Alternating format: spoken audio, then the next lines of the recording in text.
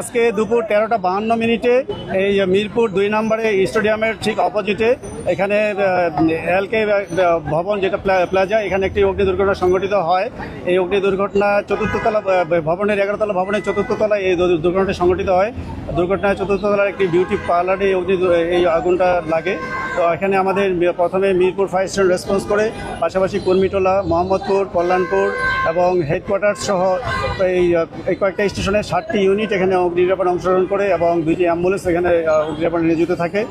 তো ইতিমধ্যেই 15-22 মধ্যে সময় আমরা আগুনটা নিয়ন্ত্রণ দিয়েছি।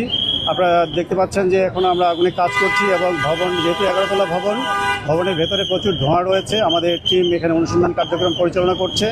অনুসন্ধান কাজ শেষে আমরা সার্বিক তথ্য আবার জানাতে পারবো। ইতিমধ্যেই আমরা এখানে উদ্ধার কাজ পরিচালনার মাধ্যমে 24 জনকে আমরা উদ্ধার করেছি।